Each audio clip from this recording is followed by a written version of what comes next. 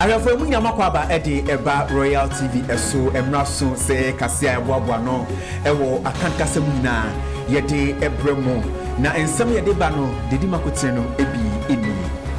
omanfo bokumasia ene de sede eto aposifo ni se musomada ye kwan ahodo so no omomoni enko peyi ba Mampeni Mahama so edenshe amabie na ifo se NSA wo mudwumadie no wanye mu hwehwebu sa ensoso enna kata ababontin na kata ya ababontin echim se wo mo efom adwuma wa bre to abawiye afi twemu no saafo nyina wo adwuma no ye twem emusem yedeba anka ne o mai foto sanfo no manyamfo ken Ofori Atta enei ne ho abasem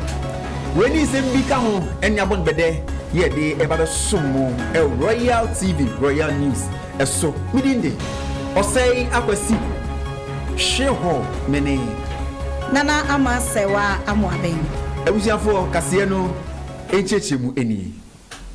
Yamanpeni John Dramani Mahama ede enche ama National Investigation Bureau ayetwa wontia from BNI send mu animu ya womura National Service Authority na wo mu dwumadi a wo mu edie no wonye mu enhwehwemu ne nyina ne sa betodwa se ensamandin bi a eye be sempem aduowotwe baako ne akire ena ewon krata so so mu ye National Service fo a bosome bia aban no ebo won ho kan so no wo mu edin no yenhye dan hu ni peso a wo mu eye potoka sembe beka ghost names into sebe ya ye behu no kura wasa asemi mu nti ene Mampeni Mahama ede enhye ama BNI for se ne omukọ National Service Authority for way na wonkoye asemi mu enhwehwemu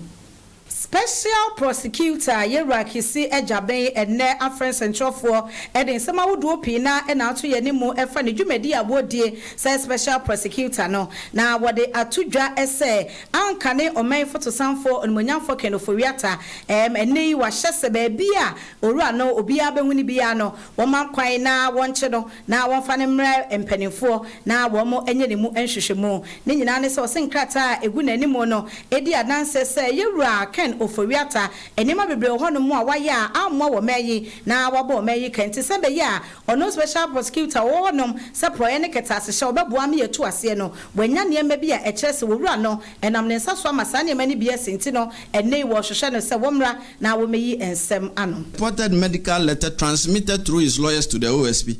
did not state so or demonstrate so. The OSP is unconvinced that the purported medical letter transmitted by Mr. Ofori Atta through his lawyers to the OSP represents a medical report to the effect that Mr. Ofori Atta is incapacitated or is so sickly and invalid to the extent that he is physically unable to return to the jurisdiction without imperiling his life. No serious law enforcement agency, and certainly not the OSP, will be convinced that the purported medical letter stops it from demanding the physical appearance of Mr. Ofori Atta before it in the described circumstances. We are of the firm conviction here that this is only a ruse employed by Mr. Ofori Atta in aid of his intention to avoid returning to the jurisdiction and to personally answer questions in respect of the investigations. We are convinced that the real intention of Mr. Ofori Atta is what was communicated to the OSP in the very first letter transmitted by his lawyers on 31 January 2025. That is, he has left the jurisdiction indefinitely. That was what was communicated to us at the first instance, and that is his intention. He has no intention of willingly returning to the jurisdiction. That much is clear to us. Consequently, ladies and gentlemen of the media, the OSP declares Kenneth Nanaya Ofori Atta a wanted person. He is a fugitive from justice. Evianfo wasa ensem kwen hu ada emra na Special Prosecutor wakasa de nsem etudwa no wasan so ekasa efa ena no ada asrafo nipa bia wonom ebura owura ken Ofori Atta fie na omo ekoyi search e honom ne no ena OSP Special Prosecutor echim say sa ade ne course no wono onim ho hwe na omo ansomo bia say onkudi say adwuma no Tuesday 11 February 2025. Before we could respond to the letter that came on Monday, the OSP received another letter from Mr. Ofori Atta's lawyers. This time, it was an inquiry. Mr. Ofori Atta's lawyers wanted to know, and they stated that they were informed by the household of Mr. Ofori Atta that in the morning of Tuesday, 11th February 2025, that is yesterday, 12 men comprising 1 police officer, 4 military men, and 7 other men in plain clothing visited Mr. Ofori Atta'S house, and that by threat of force, they were able to enter Mr. Ofori Atta'S house, and they undertook an exercise purporting to be a search of every room, office, gym, and other spaces in the house.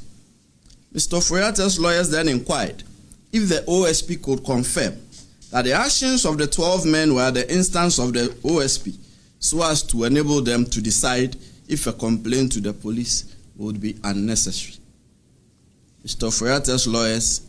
then prayed for a prompt response from the OSP to prevent imposter action. We are now responding promptly, and we have chosen the course of answering Mr. Ofori Atta'S inquiry publicly at this briefing,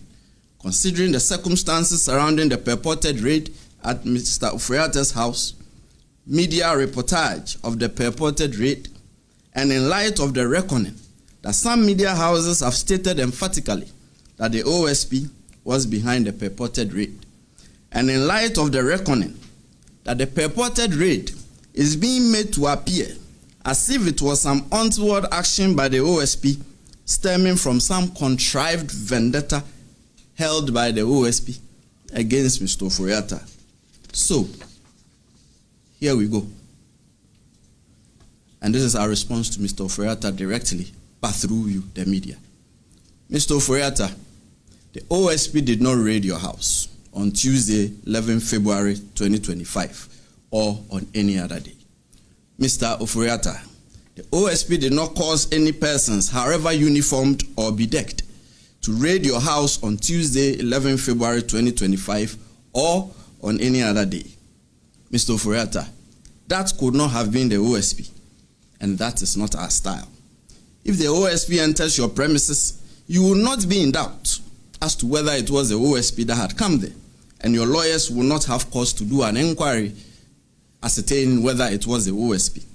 We have our unique methods of conducting searches, and we have uniquely designed insignia identifying ourselves, and not just by a statement that we are from the OSP. This is one such main insignia.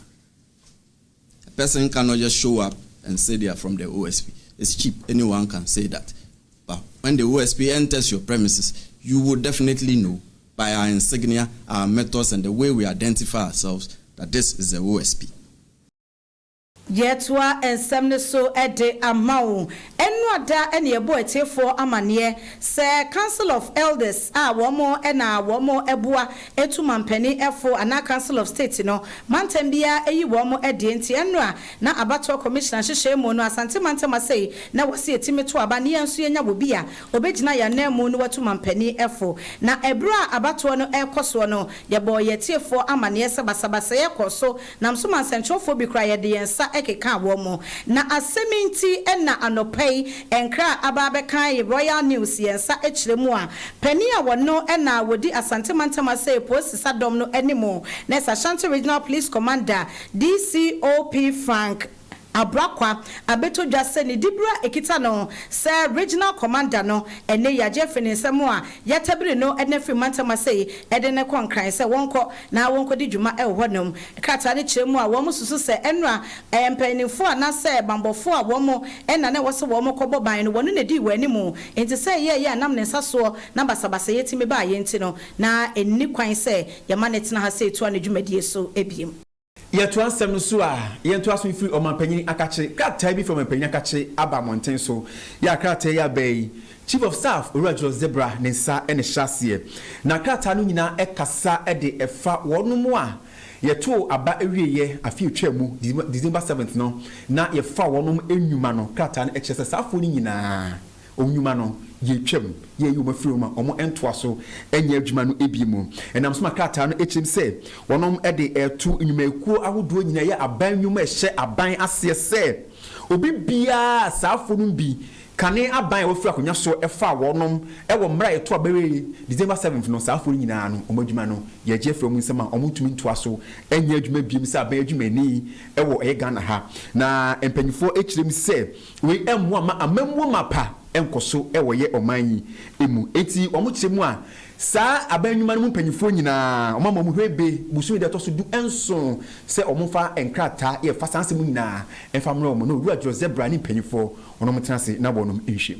Yedikasia no eko abisim na ye ka yetiefo kakra be semfie nan ene kakra ni osana bosome ne da neto so aduonu emfiempe no ene aduonu baako ene beto odwa se abisim empotam honom no owura bi wakum ne mofra mienu ankoda ne mfie du mienu ene dunum etwetwa womo ede baako aka ho ono nya ne ba ede womo nyina egu frigim ene asemi beto odwa ne Ghana fo nyina ehu jiri wompa sese bi nkoda no wode womo hye frigim no waria na sese enam so ema posifo etiachire ekwachi wowura ya asam ne kopie mu ewo court a ene efi na ne achire ne konebra ena ekoso eno da court etna asemi eso a asenie eguso a ekoso na asamfofo aba be pie mu se atemuafo a womo ene apa womo a asemi womo teso na ni abetu dwase mu mienu de womo se dwumadie no womo enya enibie mu a womo se woyi wo ho ede free asenie no emu na eno ena temuafo a wono ete egwamu anase womo a womo edi asem no pani a wono edi ani mo se samusimo yi mu afi mu de anene wasamo de krata eba makọt no enso gitumu wuntimi fa wano emegina court nkasa asem a ye di mfie nan ena edi a ye kọ yani mu a enche ye di atemu obeba no wuyi hu afi mu ne senti court ahye se eno a wo mo kọ ye no se wo msesa no wakade a won kọ tworo famra watu asem no ede ahye match bosome ne da to so aduonu enso se duwa ombesan afra asem no Royal News ye de ani ebedi a kire ne ye de mu nsem nyina abam ya twasem so enfa yani enfa enche nkabamku edema medical laboratory scientist na wonom akasa omusum kan nyina efa cholera yare se ne esi agine homena ewo emfimfin emantamu mu na wonom echim se yade no agine homena pa ya eha adwempa yi pa ewo honom womo epanyini Dr. Gloria eye amegacha ono ine die animu kasa chim se wokọ afutu ewo emfimfin mantamu a yade no eha adwempa pa ewo ho nkabamku no echiremu ese ehu behia se ahudidie ene yensuwa no so ye behwe na ye de ehu dwuma yie pa na beboa emasa yade ya egene ho ntre ha no ebetumi ahwe na yakon edi etia mami esan echembiem se ehu behia se mpanyifo benhye bia beboa mapobodo nsam ebegya na so abrane ewoye oman Ghana mu ase kole yade aye ka ho asem yi wonum echirem se ni nyina efa eye ahudidie ho se amanfo duom ho ni na afisi nsuwa ene ade hwe ni yie pa de a ebeboa emyakon edi etienti wo se Ghana fo nyina se ahudie yankase ho ahudidie no yema yani enso enkon na afeso ensem bi ye ka edifa yade no ho a enye no kro no so no amanfo no mo woni enkon pa yie pa ne no enso ena ebeboa wo se yade no senye esi ha adwen no nipa ba ye eye aduosia enkono ena wo manya yade bi ewo fifi mantan afutu na wo kyese eye emumienu yade adwon nkwa ede free wonom ensem a wonom esrese se udidi na wo banu musu a eye ahwene yie pa na sanso di huni na no ebebo ma yade yakon ede etia afa ye ntwa ye ho na ye nkwaje amanone ensem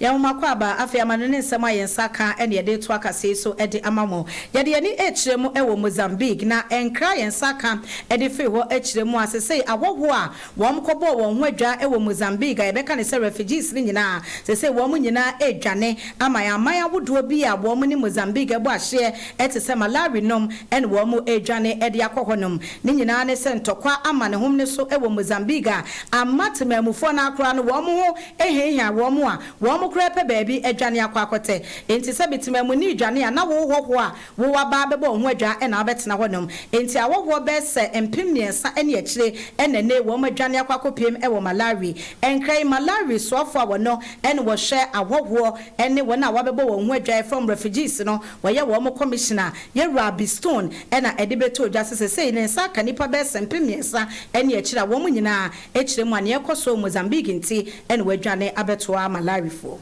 yanko Uganda eman no emu na kopiem Uganda eman mu a Ebola yade no eginiti ewo ho na wonum echim se yade nipa bebre no enye bi ebi nso agye omo kwa e de afiri wonom ensem e wo ho krata ababonten ya World Health Organization for panyifo wonom ensa e hyase no wonom echirim se okọ Kampala oman no ahenkrumu a yade no ha adwen pa ye nipadodo na won menye bi ho a omo hwese wonom ebekọ die tie ni ahyehye awodo enso eso e wo ho omo kyem se nipa enwotwe na sisi a no yade no womanya ye hwe wonom a nipa so beye ahenu ni aduosia enum omo so ye hwehwe wonom na ya hwede omo kosie na yehu ne ebesi ahwe ne do mafa ekwan so de ahwe wonom enso e Uganda eman no emu yade no seni esitie no wonom echiremu ese Sudan ememho eni free eba ebepiem Uganda ememho no mu a akoye arosempa ewo eye oman no emu womo se yade no se enyawo a de mo hu se yade no enyawo nie fever ebechew sa enso so onom chese wuti ebeta paawo waposo ensu ebetutu sa so na wo hu se wabre sa enso so na wo behu se diarrhea yade se wo fefe ene ade nyina so eka ho ebia wo behu so se uhim fria ena efri su iti se uhu sa nyama wei enyina ewo ho a na chese Ebola yade no ebi abawo so a enisanti Uganda eman no panyifo wonom ede nhegu akwan mu a omo hwese omo bewo pane na wonom ede akwatia yare na aha ene brebe makwai ama Royal News a yede ebesom mo no yede ni nyina esi makenkanfo eyeme nana amasewa amoabe menem osei akwasi hweho ede masemo ni hwe nitia enyado ekram